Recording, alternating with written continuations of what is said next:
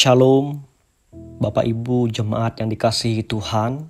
Saya adalah Pikaris Beni Christian Kause, melayani di Jemaat GKI Tasikmas, calon resort GKI Pangkalan Banteng, akan membawakan renungan dan doa untuk kita hari ini dalam program Berita Selamat Jadi Dumah. Mari kita berdoa sebelum merenungkan firman Tuhan. Kami bersyukur kepadamu ya Tuhan, atas anugerah firman yang Engkau berikan kepada kami melalui Alkitab. Firman yang benar, yang menuntun kami kepada hidup yang kekal. Pada saat ini, kami hendak merenungkan sebagian daripada firman-Mu. Kiranya Roh Kudus mengurapi kami. Amin. Yesaya pasal 2 ayat 1-5 merupakan dasar pemberitaan firman Tuhan untuk kita pada saat ini. Sion sebagai pusat kerajaan damai.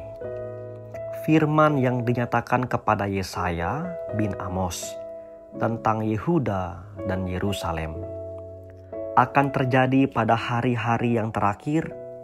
Gunung tempat rumah Tuhan akan berdiri tegak di hulu gunung-gunung dan menjulang tinggi di atas bukit-bukit. Segala bangsa akan berduyun-duyun ke sana, dan banyak suku bangsa akan pergi serta berkata, "Mari kita naik ke gunung Tuhan, ke rumah Allah Yakub, supaya Ia mengajar kita tentang jalan-jalannya, dan supaya kita berjalan menempuhnya. Sebab dari Sion akan keluar pengajaran dan firman Tuhan dari Yerusalem. Ia akan menjadi hakim antara bangsa-bangsa dan akan menjadi wasit bagi banyak suku bangsa. Mereka akan menempa pedang-pedangnya menjadi mata bajak, dan tombak-tombaknya menjadi pisau pemangkas. Bangsa tidak akan lagi mengangkat pedang terhadap bangsa, dan mereka tidak akan lagi belajar perang.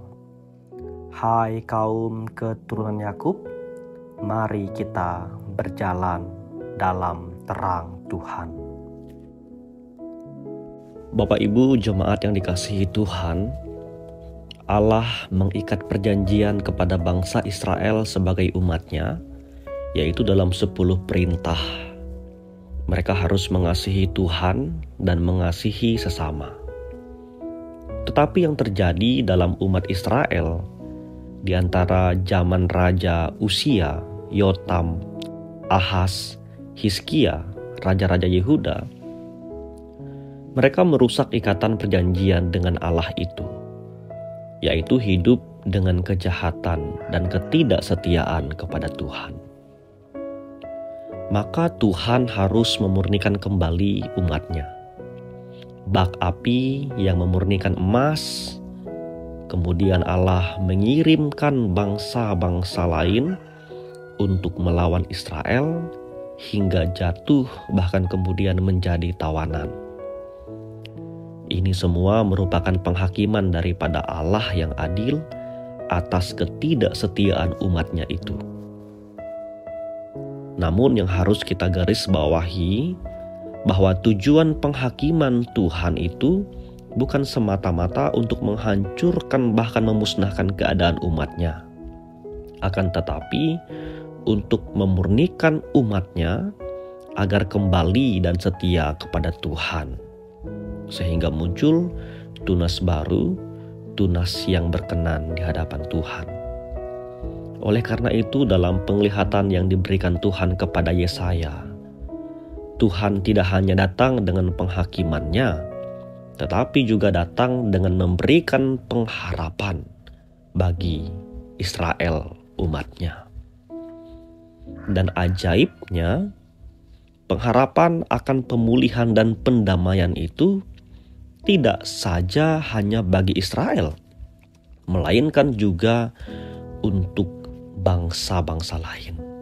Makanya ditulis dalam Yesaya pasal 3 ayat yang ketiga, banyak suku bangsa akan pergi serta berkata, "Mari kita naik ke gunung Tuhan, ke rumah Allah Yakub, supaya Ia mengajar kita tentang jalan-jalannya."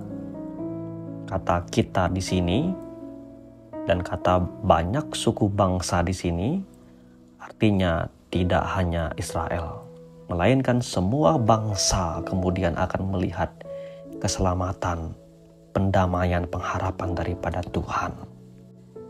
Bapak Ibu jemaat Tuhan, ini juga merupakan gambaran daripada Injil, di mana kemudian dalam perjanjian baru pengharapan yang sejati ini muncul di dalam Yesus Kristus. Ia adalah Raja yang setia, tidak seperti raja-raja yang lainnya.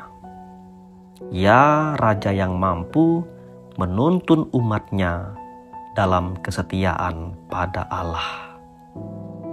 Ia memberikan pendamaian bagi umatnya, bahkan bagi segala bangsa, termasuk kita.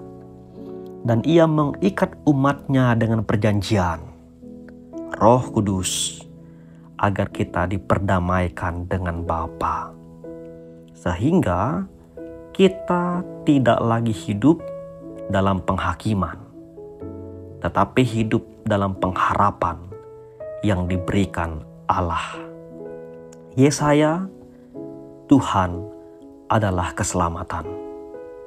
Mari kita mensyukuri keselamatan ini dan memberitakannya pula ke seluruh negeri. Tuhan memberkati. Mari kita berdoa. Kami bersyukur kepadamu ya Tuhan, atas firman yang telah kami renungkan pada hari ini. Dari firman Tuhan, kami boleh mengerti bahwa Tuhanlah yang memberikan keselamatan kepada kami. Tuntun dan pimpin hidup kami ya Tuhan, agar segenap hidup kami boleh menyatakan syukur kepada Allah yang telah memberikan keselamatan. Dan jadikan kami pula agar bisa menjadi pemberita bagi dunia bahwa Yesus Kristus adalah Raja, jalan kepada Bapa. Amin. Demikian renungan dan doa pada hari ini. Tuhan memberkati. Shalom.